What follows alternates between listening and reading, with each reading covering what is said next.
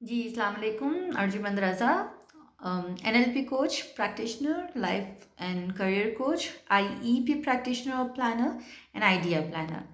सो individualise educational plan हम करते हैं और प्रोग्राम करते हैं।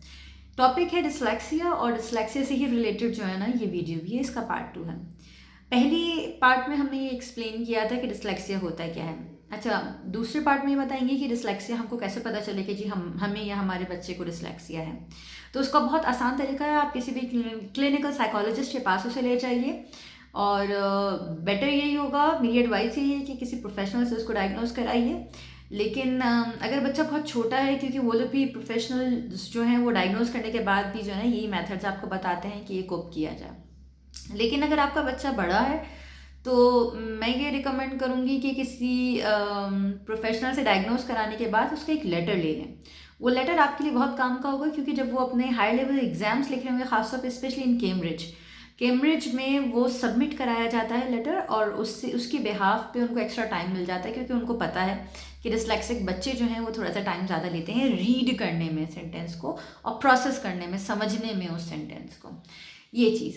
अच्छा, कैसे पता चले कि जी हमें डिसलेक्सिया है? आप क्लिनिकल साइकोलॉजिस्ट के पास जाएंगे, वो भी आपसे चंद सवाल करेगी, और उन सवालों के बिहाफ पे वो मार्क करेगी कि आपको डिसलेक्सिया या आपके बच्चे को डिसलेक्सिया है या नहीं है। कुछ सवाल छोटे छोटे, जैसे वो पूछेगी कि आप जो एक जैसे लफ्ज़ हैं उसको पढ़ने में गड़बड़ तो नहीं करते, जैसे कि कैट और कॉट, या आप लाइनें तो स्किप नहीं करते, या आपको अपनी कबर्ड को ऑर्गेनाइज करने में डिफ़िकल्टी तो नहीं होती, या लाइट और राइट और लेफ्ट में मुश्किलात तो नहीं होती, या फिर उसके अलावा लिखने में मसला तो नहीं होता, कि बहुत सारे बच्चे जो होते हैं वो पेंसिल और पेन नहीं पकड़ पाते, और जब वो लिख लिख लेते हैं तो एक मम्मा अजीम होता है कि पता नहीं कौन उसे पढ़ पाए। उसको पढ़ना बहुत मुश्किल होता है, क्योंकि वो बहुत ज़्यादा वर्ड्स जो होते हैं वो जम्बल्ड अप हुए होते हैं, एक दूसरे के साथ एक के अंदर एक के अंदर एक वर्ड्स जो होते हैं वो घुसे हुए होते हैं। हम ऐसे बच्चों का जो ना ब्रेन स्ट्रक्चर तो चेंज नहीं कर सकते कि जी हम ये कहें कि जी इनकी वायरिंग जो है वो राइट से लेफ्ट हुई हुई है तो हम जो ना डायरेक्ट लेफ्ट से कर दें, ये तो हम नहीं कर सकते। हाँ, क्या किया जा सकता है, इन बच्चों को हम इस तरीके से मेथड्स उनको याद करा देते हैं, ताकि वो जो ना फौरी तौर पे इन सब चीज़ों को रीवायर कर सकें, डिकोड कर सकें कि ये लफ्ज़ क्या है, और फौरी तौर पे उनके अनकॉन्शियस माइंड में वो चीज़ें घुस जाएं, कि और डिकोडिंग करने में उनको आसानी हो कि हाँ जी ये मुश्किल है। उसका मेथड अलग अलग है। जैसे कि अगर कोई बच्चा फोनोलॉजिकल डिसऑर्डर का मरीज़ है, तो या मरीज़ नहीं, फोनोलॉजिकल डिसऑर्डर का की उसको प्रॉब्लम है, तो हम कोशिश करते हैं कि जी वो उसको जो ना दिखाया ज़्यादा जाए, सुनाया कम जाए। और अगर बच्चे को विजुअल डिसऑर्डर है और विजुअल डिसलेक्सिया है, तो हम कोशिश करते हैं कि उसको दिखाया कम जाए, सुनाया ज़्यादा जाए। या अगर हम कोई बच्चा ऐसा आता है कि जिसको फोनोलॉजिकल भी है और विजुअल डिसलेक्सिया भी है, तो हम कोशिश करते हैं कि उसको किनेस्थेटिकली जो है ना हम महसूस कराएं, उसको जो है ना वो मट्टी जमा करके दें। मट्टी से खेलना बहुत हेल्दी होता है। मट्टी पे हम कहें कि जी अब आप लिखो कि ये क्या लेटर आपने लिखा है। कभी कभार हम जो है उनको जो है ना यूज़ कराते हैं कि जी सूंघो कि क्या चीज़ है, ताकि वो स्मेल जो है ना वो उनके अनकॉन्शियस माइंड में बैठ जाए, और दोबारा जब वो चीज़ आए, वो वक्त आए, तो वो फौरी तौर पर उनके क्लिक किया जाए उनके लेफ्ट साइड पे, वो उसको प्रोसेस कर सकें। हाँ, बहुत सारे मकामात पे हम उनको कुछ खिलाते हैं, ताकि वो खिलाने की वजह से वो गुस्टोरी जो मैदे की वजह से वो उनको टेस्ट जो है ना वो चीज़ें जहन में रह जाए। तो ये जो सेंसेस हैं, हम कहते हैं कि ये बहुत ज़्यादा यूज़फुल होते हैं और बहुत काम के होते हैं। अब क्या होता है कि जब ये सारी चीज़ें हम कर लेते हैं, तो फिर उसके बाद उसके अलावा भी मल्टीपल ट्रीटमेंट्स हैं हमारे पास, जैसे कि इंडिविजुअलाइज एजुकेशनल प्लान और प्रोग्राम्स हैं हर बच्चे के लिए, क्योंकि आपको नहीं पता कि आपका बच्चा जो है ना वो किस तरीके से ज़्यादा सही तरीके से करेगा। लेकिन जो प्रोफेशनल है वो जब आपका बच्चा दाखिल होगा तो वो फौरी तौर पे कैच कर लेगा कि आपके बच्चा जो है ना वो किस चीज़ में ज़्यादा अच्छा है। इधर वो विजुअल ज़्यादा है, वो ऑडिटरी ज़्यादा है, वो किनेस्थेटिक ज़्यादा है, वो ऑडिटरी डिजिटल है, वो ऑल्फैक्टरी है, वो गुस्टोरी है, वो फौरी तौर पे जो ना वो कैच कर लेंगे।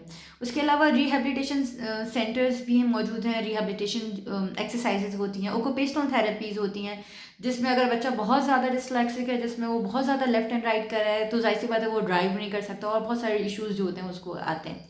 तो उस सूरत में ऑक्यूपेशनल थेरेपी बहुत ज़्यादा काम की होती है। अच्छा, ऐसी बहुत सारी थेरेपीज़ हैं जिसमें फाइन और मोटर स्किल्स जो हैं वो उस पर फाइन ग्रॉस मोटर स्किल्स जो है ना वो उनकी प्रैक्टिस कराई जाती है। अच्छा, बच्चे की मदद करना क्यों ज़रूरी है? सिर्फ ये कह देना कि जी फोकस ऑन दिस वन, आप हमको पता है कि वो फोकस नहीं कर सकते, फिर भी आप एक ऐसी चीज़ उनसे कहने की जी जो काम तुम नहीं कर सकते वही तुम काम करो, या उनसे ये जुमला कह देना कि I am also bit dyslexic, हमें भी थोड़ा सा है जी, ये बात है जी, हमें भी थोड़ा सा हार्ट अटैक हुआ था या हमें भी थोड़ी सी चीज़ हुई थी, बिल्कुल बेवकूफ़ी है, ऐसा कुछ नहीं होता। या तो इंसान डिसलेक्सिक होता है या नहीं होता, ये माइल्ड डिसलेक्सिया कोई चीज़ नहीं होती। अच्छा, उनकी मदद करना क्यों ज़रूरी है? क्योंकि उनको अंदर से ऐसा महसूस होता है कि जैसे वो स्टक हो गए कहीं, किसी एक ऐसे गड्ढे में गिरे हुए हैं जहाँ से वो निकल नहीं सकते। उनके ऊपर हम ऊपर से बहुत ज़्यादा प्रेशर देते रहते हैं और उनकी मदद नहीं करते, उनको हाथ नहीं देते कि वो उस गड्ढे से बाहर निकल आए। वो उस गड्ढे से बाहर आ सकते हैं, वो अपने डिसलेक्सिया को बहुत ईज़िली मैनेज कर सकते हैं।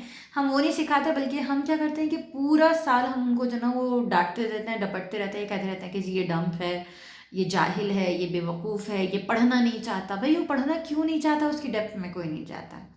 वो क्यों नहीं पढ़ पा रहा, उसके ग्रेड्स क्यों नहीं अच्छे आ रहे, इसकी डेप्थ में कोई नहीं चाहता।